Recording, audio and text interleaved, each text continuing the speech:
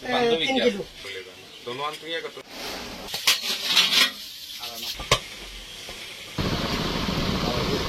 চুলায় বিশাল পাত্রে টকবক করে ফুটছে রসগোল্লা। নাম খণ্ডলের মিষ্টি। নিভৃত এক পল্লীতে উৎপত্তি হওয়া এই মিষ্টির সুনাম ছড়িয়ে গেছে মধ্যপ্রাচ্য ও ইউরোপ আমেরিকা হয়ে অস্ট্রেলিয়া পর্যন্ত, বাদ যায়নি আফ্রিকাও। খণ্ডলের মিষ্টি ভালো করি আমাদের গরুর দুধ দিয়ে বানাইয়া। খণ্ডলের মিষ্টির নাম সুনাম করছে, আমরা দেশে বিদেশে যায়। ফেনী থেকে প্রায় 25 কিলোমিটার দূরে পরশুরাম উপজেলার ছোট্ট এক বাজারের নাম খণ্ডলহাই। এখানে প্রায় 5 দশক আগে যোগলচন্দ্র দাস নামের এক মিষ্টি প্রস্তুতকারকের হাতেই এই সুস্বাদু মিষ্টির জন্ম। 60-এর দশকের শেষ দিকে ভাগ্যান্বেষণে এসে বসতি গড়েন খণ্ডলহাই বাজারের পাশে বণিকপাড়ায়। শুরুতে চালাতেন ছোট্ট এক চায়ের দোকান, যেখানে নাস্তার সঙ্গে নিজ হাতে বানানো মিষ্টিও বিক্রি করতেন। মোট 52 ধরনের মিষ্টি বানাতে পারতেন যুগল। চাল দিতে দিতে ছানা তৈরি হয়, ছানা থেকে আমরা মিষ্টি বানাই।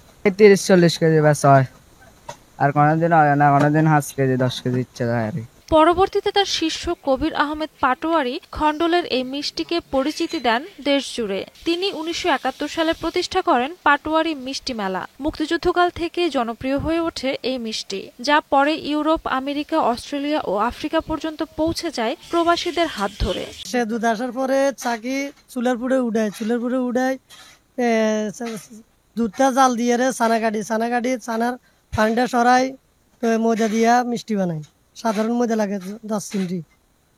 চলে যায় দোকান থেকে, আবার কাস্টমাররা খায়, মজা পায়, লই যায় ইনশাল্লাহ। মিষ্টি ঐতিহ্যবাহী পাটোয়ারি মিষ্টি মেলা ঐতিহ্যবাহী সুনামের জন্য প্রচারিত হয়েছে। মিষ্টি তৈরির প্রক্রিয়াও বেশ যত্নসাধ্য। প্রথমে সুতি কাপড়ে কাঁচা দুধ ছেঁকে নেওয়া হয়, এরপর চুলায় চাপানো হয় 17 কেজি দুধ।